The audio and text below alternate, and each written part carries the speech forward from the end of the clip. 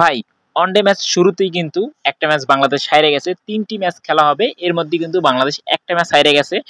আর রশিদ খানরা কিন্তু আবারও কালকেরা মাঠে নামছে। অর্থাৎ বাংলাদেশিরা কিন্তু আগামীকাল আবারও ম্যাচ আছে।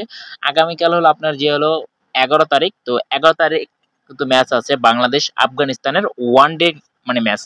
তো একটা ম্যাচ যেহেতু ভাই বাংলাদেশ হাইরে গেছে, আর একটা ম্যাচ যদি হাইরে যায় অর্থাৎ আফগানিস্তান যদি জিতে যায় তাহলে কিন্তু বাংলাদেশ ওয়ানডে সিরিজ হেরে যাবে। টি-টোয়েন্টি সিরিজ যদিও বাংলাদেশ জিতছে, মানে টি-টোয়েন্টি ম্যাচটা যদিও বাংলাদেশ জিতছে, কিন্তু তাহলে ভাই ওয়ানডে ম্যাচটা হেরে যাবে। তো ওয়ানডে ম্যাচ কালকেরা বাঁচানোর জন্য মিরাজ কি রকম টিম সাজাতে পারে এবং কি বাংলাদেশ ম্যানেজমেন্ট কেমন টিম সাজাতে পারে, আজকে আমরা এক নজরে ওইটাই দেখব। তো আর বেশি কথা বাড়াবো না, চলুন দেখে নিই এক নজরে বাংলাদেশের বেস্ট 11 একাদশ কেমন হতে পারে, সম্ভাবনা একাদশ।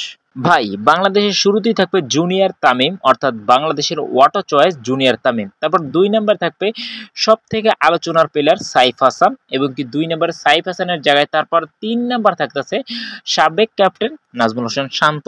তো শান্ত কিন্তু গত ম্যাচে খুবই খারাপ খেলছে। তারপরে থাকবে মানে 4 নম্বরে মেহেদী হাসান মিরাজ, তো ক্যাপ্টেন বর্তমানে ওয়ানডে টিমের। তো 5 নম্বরে থাকছে যে আপনার হৃদয়, ঠিক আছে, তাওহিদ হৃদয় 5 নাম্বার থাকবে তাওহিদ হৃদয়, এবং 6 নম্বরে এইখানে সোহানকে রাখতে পারে, একাদশে সোহানকে রাখতে পারে, যেহেতু জাকির আলী অনেক একটু অফ ফর্মে আছে। তারপর আপনার 7 নম্বরে জাকির আলী অর্গানিক থাকলেও থাকতে পারে, না হলে শামীম পাটোয়ারি এই জায়গাটা পেতে পারে। তারপরে 8 নম্বরে থাকতেছেন রিশাদ হোসেন, কারণ গত ম্যাচে কিন্তু রিশাদ খেলেনি, আর অবশ্যই এই ম্যাচে হয়তোবা সে খেলবে।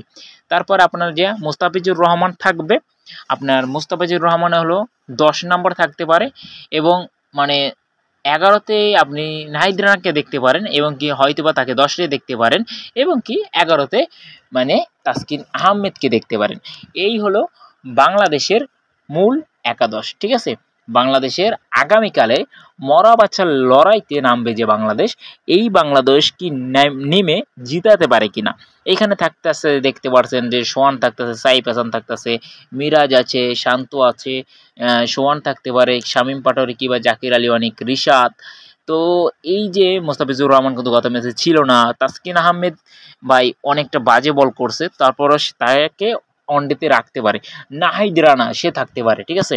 তো তাসকিনের জায়গায় শরীফুলকে রাখলে কিন্তু ভালো হইতো, কিন্তু শরীফুল মানে এটা নাই, কিছু করার নেই, যে ব্যাড লাক। এখন এই যে কালকেরা বাংলাদেশের কিন্তু খুবই গুরুত্বপূর্ণ ম্যাচ, কারণ কি বাংলাদেশ যদি আর একটা ম্যাচ হাইরে যায় তাহলে কিন্তু বাংলাদেশ ওয়ানডে সিরিজ অলরেডি হেরে যাবে, ঠিক আছে।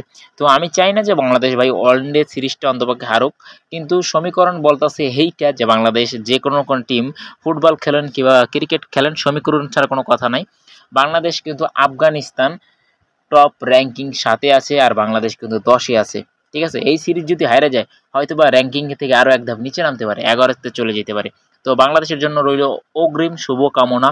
আর আগামীকাল কিন্তু রাত 8টায় না, মানে রাত 6টার সময় ম্যাচ শুরু হয়ে যাবে। তো সবাই যারা কাজ কাম নাই বা একটু ফ্রি টাইম আছে, ক্রিকেট খেলাটা দেখেন। আর যারা একটু ব্যস্ত মানুষ, বা রাত 12টা-1টা পর্যন্ত খেলা চলবো, তো অর্ধেক খেলা দেখেন, সমস্যা কি। মেন কথা খেলা আপনাদের দেখতেই হবে এমন কোনো কথা নাই, কিন্তু হাইলাইট আপনারা দেখতে চাইলে দেখতেই পারেন। আর আমার চ্যানেলটাকে সাবস্ক্রাইব করে রাখেন। বাংলাদেশ জিতুক বা হারুক, রাত 1টা বাজুক বা 2টা, ইনশাল্লাহ বাইচে থাকলে ভাই খবর পৌঁছে যাবে আপনার কানে।